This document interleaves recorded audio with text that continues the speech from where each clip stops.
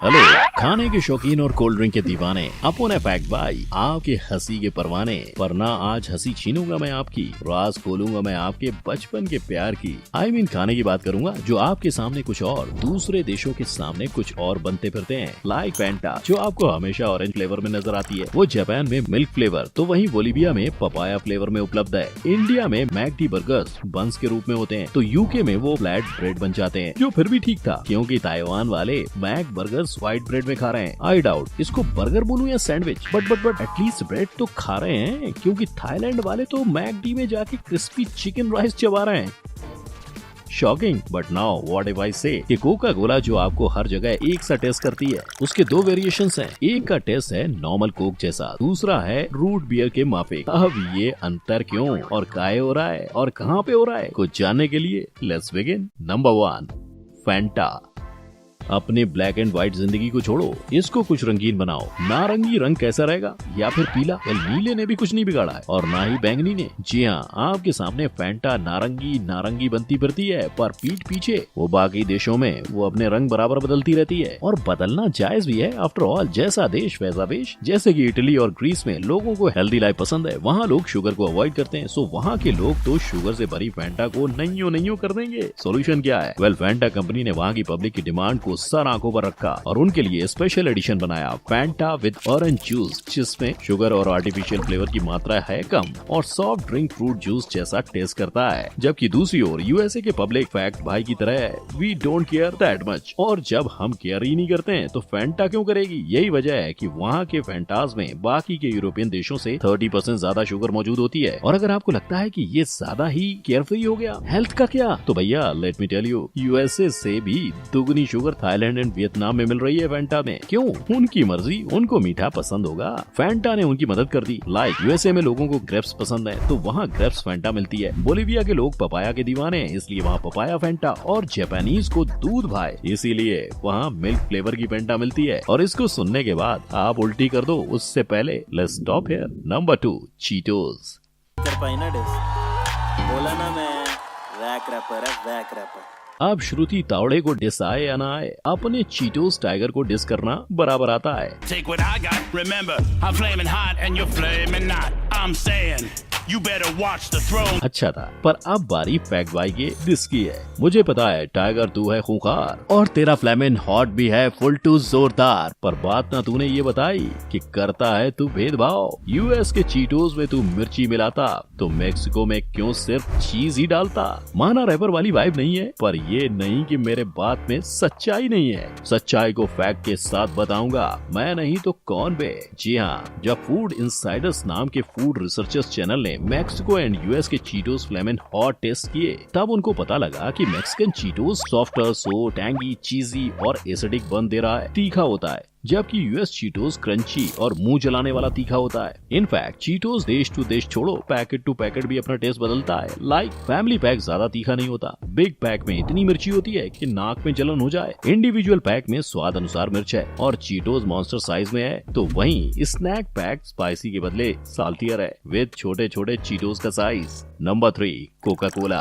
Coca Cola तू, शोला भी तू, बस भोला एक मैं, क्योंकि इसके आगे गाना मुझे नहीं आता। और गाना भले ही ना आए, फैक्ट का फंडा फैक्ट भाई बराबर जानता है। लाइक मुझे पता है कि दुनिया में 2 तरह की कोका कोला बेची जाती है, मैक्सिकन और यूएस, जिनमें उतना भी ज्यादा कोई अंतर नहीं, पर जितने अंतर हैं उनको जानना है जरूरी, क्योंकि मियाँ बात हेल्थ की है। जहाँ मैं कहूँगा कि यूएसए ठहरा लेस हेल्थ कॉन्शियस, इसीलिए उन्होंने कोक को मीठा बनाने के लिए हाई फ्रक्टोज कॉर्न सिरप का इस्तेमाल किया और प्रॉफिट्स एंड सेल्स पे फोकस करने के लिए कोक को प्लास्टिक में भरना शुरू कर दिया, जिस वजह से कोक का taste country to country differ करता है, क्योंकि वेदर का असर प्लास्टिक पे पड़ता है और प्लास्टिक का असर कोक के टेस्ट पे। बाकी रही बात मैक्सिको की, तो भैया वो हेल्थ कॉन्शियस हैं, उसने फैसला लिया कि मैं कोक को मीठा तो बनाऊंगा, पर उसमें कॉर्न सिरप नहीं शुगर डालूंगा, बट शुगर भी हेल्थ के लिए बैड है, इसीलिए उसने कैन शुगर का इस्तेमाल करना शुरू कर दिया। हाँ कैन, क्योंकि मैक्सिको में कैन बहुत उगते हैं, कभी तो डालना पड़ेगा, इसीलिए कोक विद कैन शुगर। दूसरा फैसला लिया कि वो कोक के टेस्ट पे फोकस करेगा instead of sales and profits, इसीलिए डोरिटोस ने कोक को कांच की बोतल में बेचा, जो ज्यादा से ज्यादा वो साउथ अमेरिका तक ही मैक्स एक्सपोर्ट करता है। But it's good for health. But Mexico इतना हेल्थ कॉन्शियस क्यों है? वेल, क्योंकि पूरी दुनिया में सबसे ज्यादा कोक मेक्सिको की पब्लिक ही पीती है, और अपनों का तो ख्याल रखना ही पड़ेगा ना, क्योंकि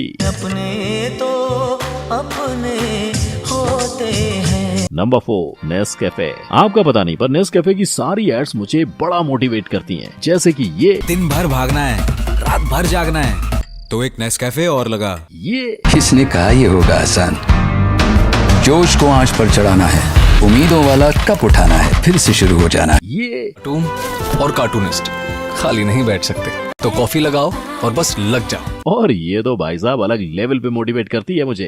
stay started with Nescafe mornings, जहां एक कप कॉफी और एक हीट आरजे फिर भी लगे हुए हैं। अपने एड कैंपेन द्वारा नेस्कैफे पूरी दुनिया को एक समान मोटिवेट करता है। अगर मतभेद है तो वो है उसके टेस्ट में। नेस्कैफे 200 तरह की डिफरेंट टेस्ट बनाता है, जिसके अंतर को पहचानने के लिए आपके टेस्ट बड्स का प्रो होना बहुत बहुत बहुत ज्यादा जरूरी है। पर नेस्कैफे ऐसा क्यों कर रहा है? वेल, वो इसलिए क्योंकि नेस्कैफे ने थोड़ी सी रिसर्च की है, जहाँ उसको पता चला कि फ्रेंच लोगों को ब्रिटिशर्स से ज्यादा स्ट्रॉन्गर और फुल टेस्टियर कॉफी चाहिए होती है। तो वहीं कोरिया, चाइना, यूएस में लोग कोल्ड कॉफी ज्यादा प्रेफर करते हैं। तो वहीं हनीमून प्लेसेस पर लेटे की डिमांड ज्यादा होती है। सो सबके टेस्ट का ख्याल तो रखना पड़ेगा और उनके हिसाब से चेंज भी करना पड़ेगा। सो वही किया नेस्कैफे ने, क्योंकि उनको पता है कि in food you have to be very local. And this one is green tea ice cream, and it's offered in China. The peach and grape. So, if you want to hold that up. Where's this popular? This one's in China too. So when you split this, it has the dual flavors right next to each other.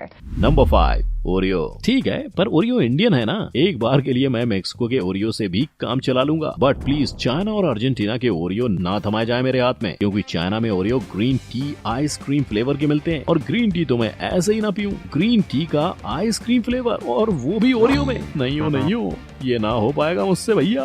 ये China वालों को ही खिलवाओ, क्योंकि वहाँ temperature 100 degree के ऊपर हो जाता है, तो उनको ठंडक पहुँचाने ये बिस्किट्स परफेक्ट हैं। और जिसको ग्रीन टी नहीं पसंद, उनको ठंडा करने के लिए रास्पबेरी एंड ब्लूबेरी क्रीम के ओरियोज मौजूद हैं। इफ नॉट बेरी, तो आप orange and mango as well as peach and grapes flavour का भी ओरियो चुन सकते हो।